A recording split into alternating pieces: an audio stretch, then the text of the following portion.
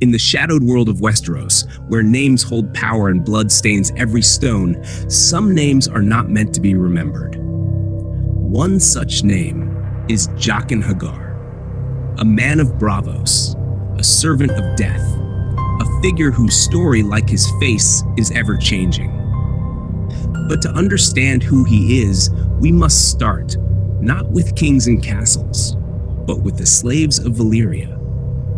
Long before Aegon's conquest, before the wall was raised in the north, there was Valyria, an empire built on dragonfire, where slaves toiled in the fiery mines beneath the 14 flames. It was there, in those cursed depths, that men from every corner of the known world prayed to their gods, for mercy, for vengeance, for death.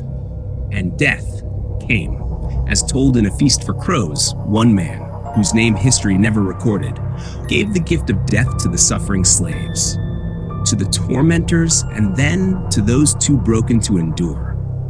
It was he who whispered of a god that wore 1,000 faces, the many-faced god, the god of death in all his forms.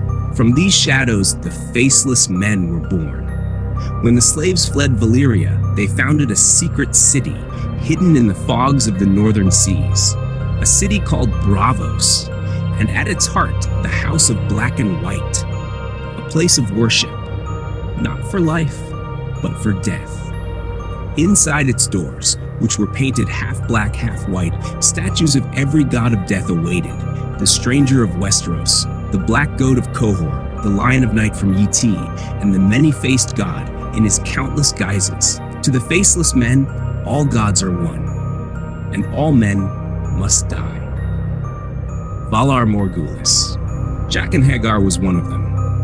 In A Clash of Kings, we first meet him at the cursed ruins of Harrenhal, a prisoner bound in a cage alongside Rorge and Biter, two of the vilest beasts ever to crawl Westeros.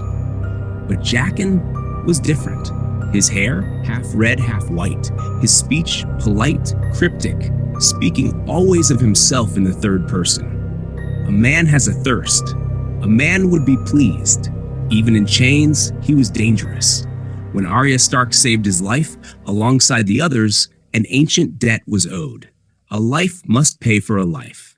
And so Jaqen offered her 3 deaths, 3 names to be spoken, 3 lives to be taken. And in the brutal pages of A Clash of Kings, Arya names them. First, the Tickler, a sadistic torturer. Then Whis, a cruel overseer. And finally, when pressed, Jaqen himself. But here, in the books, he reveals his deadly loyalty.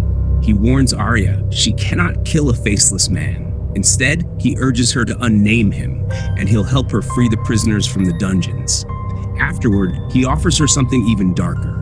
A chance to come with him, to Braavos, to the House of Black and White, to learn the ways of death. But Arya, lost in grief and rage, refuses. He leaves her with a coin, an unassuming, dull bit of iron, but to those who know its meaning, it's worth more than any crown. If the day comes when you would find me again, give that coin to any man of Braavos and say these words, Valar Morghulis. And then, before her very eyes, Jaqen H'ghar changes his face.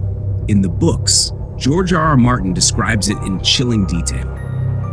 His features ripple like water, and a stranger entirely different stands where Jaqen had been. Was it magic, a trick of the mind, or the terrible work of the many-faced god? No one knows, but Arya would follow the path. In A Feast for Crows, she sails to Braavos, to the House of Black and White, a temple both merciful and merciless. There, bodies lie in restful death, faces peeled away and preserved, each one a mask worn by those who serve. Here, Arya learns what it means to become no one, to surrender her name, her past, her vengeance. The faceless men teach through poison and pain, blindness, deception, silence.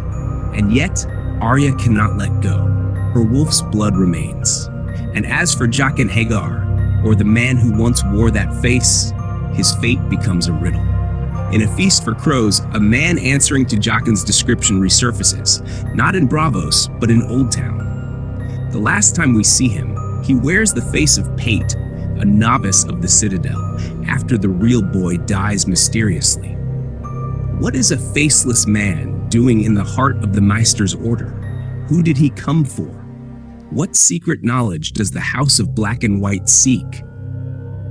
George R.R. Martin offers no answers, only questions. Some believe Jaqen is an agent of the Faceless Men, sent to retrieve something ancient from the Citadel's vaults.